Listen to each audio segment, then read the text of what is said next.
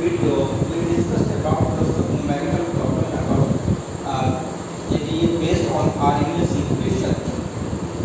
तो उसी के कंटिन्यूएशन में कुछ और प्रॉब्लम्स करेंगे, थोड़ी सी डिफरेंट टाइप की प्रॉब्लम।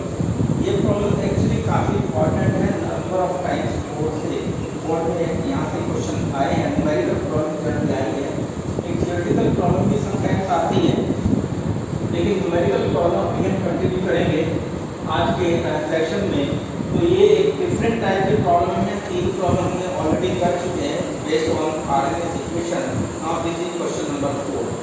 तो ये कहता है कि energy of activation for most of the reaction is of order of 50 kilojoule per mole, show that when the temperature increases from 300 to 310 rate becomes almost double. आपको energy of activation given है, आपको temperature भी given है। वो कह रहा है कि आप ये शो करिए, ये प्रूव करिए कि rate of reaction 10 degree 10 kelvin 10 kelvin temperature बढ़ाने से लगभग डबल हो जाता है। तो हमें ये प्रूव करना है। तो एक्चुअली प्रूव क्या करना है, हमें प्रूव करना है R2 R1 approximately double. R1 मैंने कह दिया कि ये टेम्परेचर 300 पर रेट ऑफ रिएक्शन है, ये 310 का हम ऐसे लिख सकते हैं, rate of reaction eight 300 and rate of reaction 310 kelvin. ये डबल हम ये प्रूव करना है। अब हमारे फॉर्मूले में अगर देखें, फॉर्मूला क्या है, फॉर्मूला है log K2 over K1 equal to energy of activation divide by 2.303 R T2 minus T1 over T1 into T। तो जैसा हमने पहले बताया था कि यहाँ पे हमारे पास जो फॉर्मूले से रेट कांस्टेंट के रेशो आएगी, तो in fact K2 over K1 that is equal to R2 over R। यानी कहने का मतलब ये है कि अगर रेट कांस्टेंट डबल हो जाता है तो रेट ऑफ रिएक्शन भी डबल हो जाती है। रेट कांस्टेंट 4 गुना हो जाता है तो रेट ऑफ रिएक्शन भी 4 गुना हो जाता है। तो हमें ये निकालना है K2 ओवर K1 की वैल्यू, वही that value will be of value of R2 over R1। Do you follow this point? तो ये हमें ध्यान रखना है, हमें निकालना क्या, K2 ओवर K1 निकालना। ओके, तो देखिएगा log K2 over K1 equal to energy of activation है 50। अब ध्यान रखिए यहाँ पर 50 किलोजूल है, तो हम R की वैल्यू से शुरू करेंगे, ध्यान रखना पड़ेगा। तो हम इसको जूल में कन्वर्ट करेंगे, 1000 से मल्टीप्लाई करेंगे इसको, क्योंकि R की वैल्यू हमने जूल पर मोल पर केल्विन में लेनी है। 2.303 R की वैल्यू है 8.314। या ऐसा कर सकते हैं, इसको 1000 से डिवाइड करें, एक ही बात है। या तो हम इसको मल्टीप्लाई करेंगे, इसको जूल में कन्वर्ट करेंगे, या इसको किलोजूल में कन्वर्ट करेंगे। तो into 310 minus 300 divided by 310 and 300, ये नीचे ऊपर माइनस होगा, नीचे मल्टीप्लाई। तो log K2 ओवर K1 ये वैल्यू हम कैलकुलेट करेंगे यहाँ से, और ये वैल्यू आ जाती है अप्रॉक्सीमेट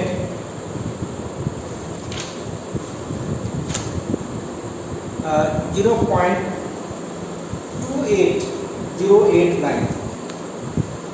0.28089 आप चेक कर लेना कि आप वैल्यू सॉल्यूशन के बाद इसको सॉल्व करने के बाद इतनी आती इतनी आ जानी चाहिए। लेकिन हमें चाहिए वैल्यू किसकी, K2 ओवर K1 की, ये वैल्यू हमें चाहिए।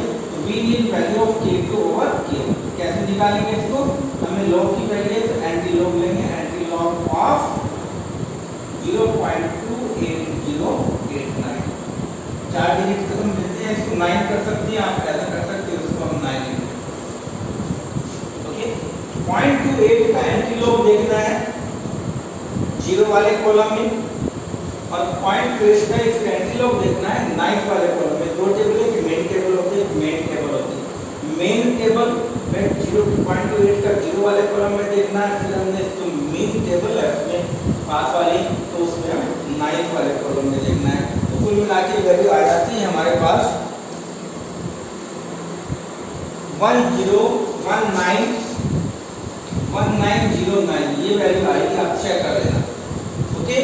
तो यहाँ एक डिजिट के बाद डेसिमल, ये किसकी वैल्यू आई 0.2809 की वैल्यू आई। कितनी वैल्यू आई थी 1909। तो अकॉर्डिंग टू रूल हम एक डिजिट के बाद डेसिमल लगाएंगे इनटू 10 की पावर 0, क्योंकि यहाँ पर डेसिमल से पहले क्या है 0, 10 की पावर 0 का मतलब 1, तो ये वैल्यू कितनी होगी 1.909। तो इसका मतलब ये अप्रोक्सीमेटली कितनी होगी 2, ये आंसर। तो हमने प्रूव कर दिया, ये प्रूव है कि हमने ये बता दिया कि 10 डिग्री 10 केल्विन जब टेम्परेचर इंक्रीज करते हैं तो K2 और K1 की वैल्यू लगभग डबल हो जाती है। दैट मींस हम ये भी कह सकते हैं R2 over R1, K2 over K1 divided by R2 over R1, that is approximately 2। या तो समटाइम्स इस तरह से प्रॉब्लम आती है कि आपसे कहेंगे ये ड्राइव करके दिखाइए, ये प्रूव करके दिखाइए कि रेट ऑफ रिएक्शन डबल हो जाता है या ट्रिपल हो जाता है या 4 टाइम्स हो जाता है। एक डिफरेंट टाइप की प्रॉब्लम्स और लेंगे हम।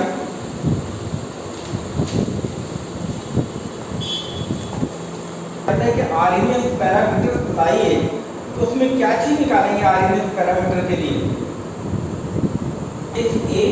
ये आरएमएस पैरामीटर है, एनर्जी ऑफ एक्टिवेशन ये आरएमएस पैरामीटर।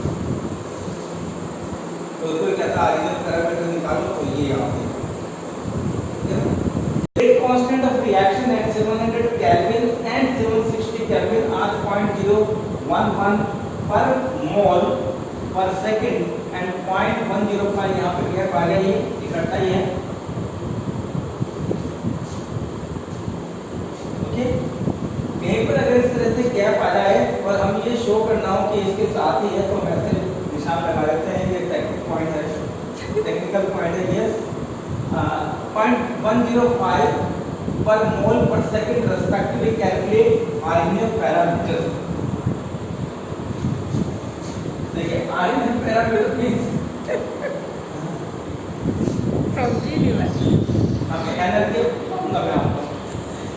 हमें एनर्जी ऑफ एक्टिवेशन कैलकुलेट करना है एंड हमें कोलिजन फ्रीक्वेंसी कैलकुलेट करना है।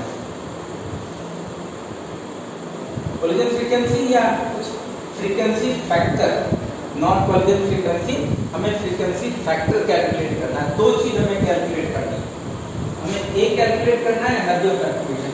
अब देखिए हमारे पास फॉर्मूला क्या है, फॉर्मूला हमारे पास log K2 over K1 equal to energy of activation divided by 2.303 or T2 minus T1 over T1 into T1। ये फॉर्मूला यूज करके हम एनर्जी ऑफ एक्टिवेशन कैलकुलेट करेंगे। ये मैं आपको हिंट दे रहा हूँ घर पे करने के लिए, ये पहला स्टेप होगा। इसमें क्या कैलकुलेट करोगे, calculate energy of activation by using this equation. Second part में आपको ए निकालना है, तो हमें ये फॉर्मूला लेना पड़ेगा log K equal to log A minus EA और 2.303 RP। हम ये इक्वेशन लेनी पड़ेगी इसको कैलकुलेट करने के लिए, A को कैलकुलेट करने के लिए। By using this equation calculate value of A। Okay, अब यहाँ पे आप ये कंफ्यूज मत करना, एनर्जी ऑफ एक्टिवेशन आपके पास आई रही है ऊपर वाली स्टेप से, ये वैल्यू सब्स्टिट्यूट कर देना। टेम्परेचर और K ध्यान रखना, आप टेम्परेचर 700 ले रहे हैं तो K की वैल्यू कौन सी लेंगे, ये लेंगे। अगर आप टेम्परेचर 760 लेंगे तो K की वैल्यू कौन सी लेंगे, ये वाली लेंगे। तो जब वैल्यू सब्स्टिट्यूट करें ये ध्यान रख लेना, आपके पास एनर्जी ऑफ एक्टिवेशन और एक वैल्यू आ जाएगी। इसके आंसर में आपको बताएगा कितना आता है। एनर्जी ऑफ एक्टिवेशन का आंसर आएगा ये आपका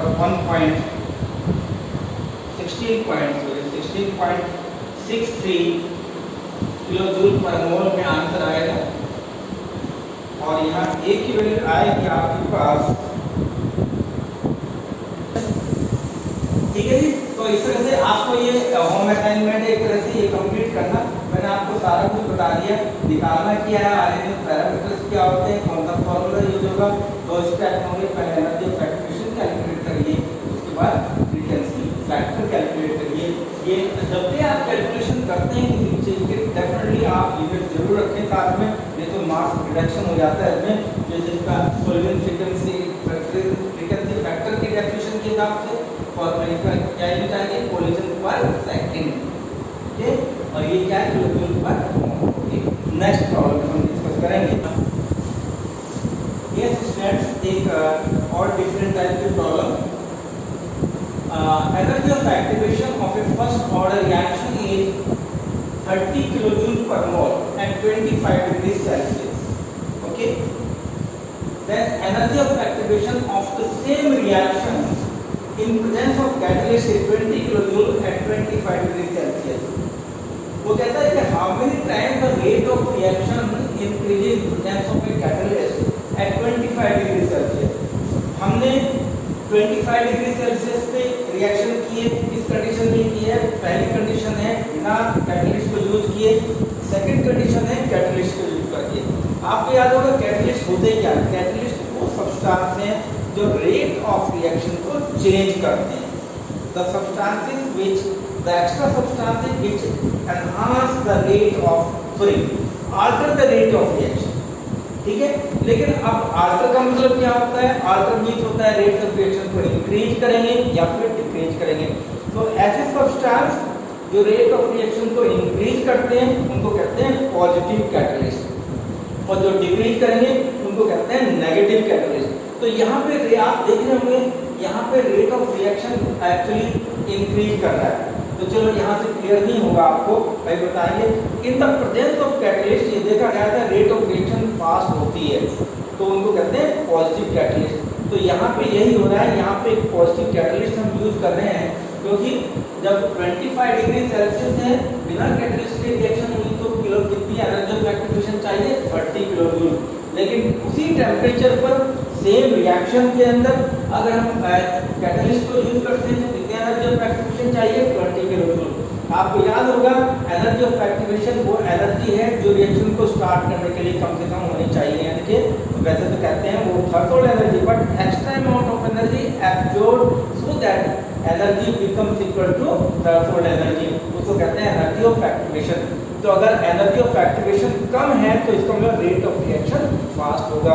जितनी एनर्जी ऑफ एक्टिवेशन, रिपीट कर रहा हूं point, decrease in the energy of activation increase in the rate of reaction. तो यहाँ पे हम एक फॉर्मूला यूज करेंगे log K2, उसी से निकल कर आया formula K1 K2 over K1 equal to energy of activation first, energy of activation second divide by 2.303 R। ये फॉर्मूला यूज कर सकते हैं। In the presence of catalyst और in the absence of catalyst आपको एनर्जी ऑफ एक्टिवेशन गिवन है, R constant है, ये temperature आपको पता है, log K2 over K1 की वैल्यू हमें चाहिए क्योंकि हमें निकालना है रेट ऑफ रिएक्शन कितने गुना हो जाता है, इसका मतलब log K2 over K1 की वैल्यू हम निकालेंगे। देखिएगा log K2 over K1 energy of activation of 25 degree Celsius कितना है, 30 किलो जूल है, इसको जूल किलो जूल को जूल में कन्वर्ट करेंगे, माइनस 20 किलो जूल यानी कि 20,000 divide by 2.303, R value 8.314, temperature कितना है 25 डिग्री सेल्सियस, 25 प्लस 273 कितना हो गया 298 है। तो निकाल के देखिएगा यहाँ पे log K2 और K1 की वैल्यू ये आनी चाहिए,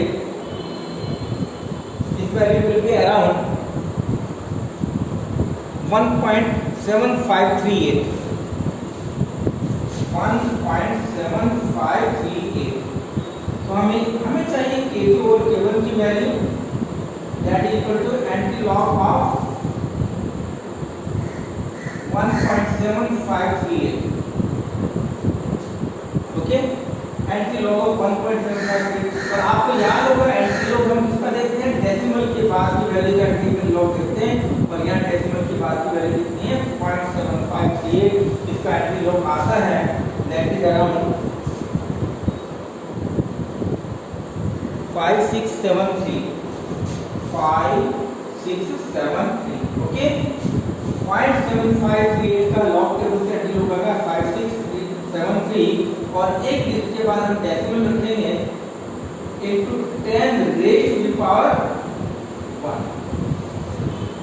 यहाँ डेसिमल से पहले क्या है 1 है 10 के पावर ले जाइए, इसका मतलब क्या हो गया 5.673 into 10 that is equal to 56.73, यानी कि रेट ऑफ रिएक्शन K2 और K1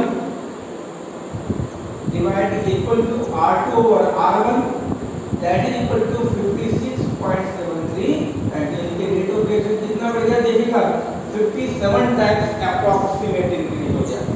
कैटलिस्ट की प्रेजेंस में rate of reaction 57 times approximately increase हो गया। तो ये हमें बताना था कितने टाइम की रेट ऑफ रिएक्शन इंक्रीज करता है, लेकिन कैलकुलेशन करके हम बताएंगे।